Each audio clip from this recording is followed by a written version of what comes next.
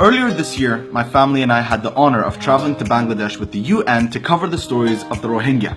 During our time there, we visited Bangladesh, we connected with the people, we saw the places, and we fell in love with the country and fell in love with the people, which is why it saddens me to hear what's happening there today.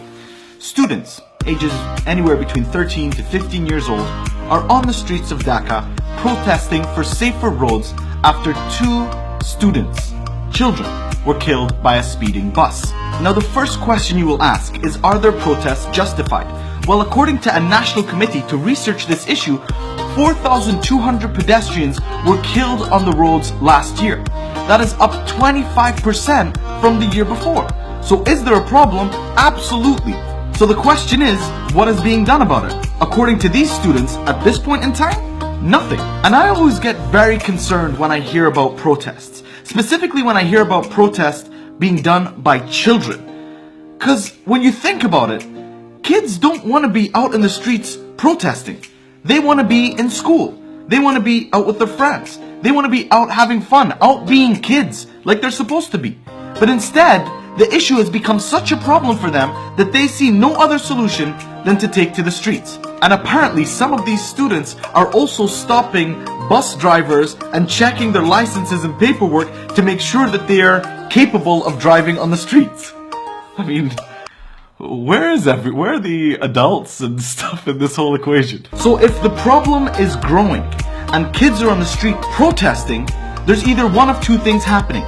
Either inefficiency or corruption, both of which need to have a solution as soon as possible. And as far as I know, this issue is purely about the safety of the roads. That's what the student wants, safer roads. And I'm sure there's going to be comments coming in that there's something else behind it, or there's some other group, or there's some other interest. But at the end of the day, these are kids on the street protesting. That is a problem. No matter what it is, if there's an underlying issue, then that needs to be solved as well. And I believe what we're seeing today in Bangladesh, like many other countries around the world, is that youth aren't just gonna sit down, be quiet, and look the other way in the face of something that's not good enough, that's not safe enough, that just makes people comfortable and suits people, and that's why they keep it that way. We live in a generation now where youth will use their voice, where youth will use the technology that's in their hand to create change, where youth will even go on the streets in the face of danger to create a better life for them and for their future, inshallah.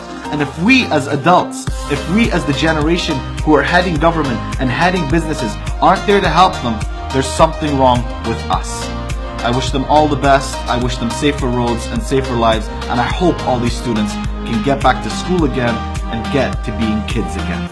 Much love, and God bless you all.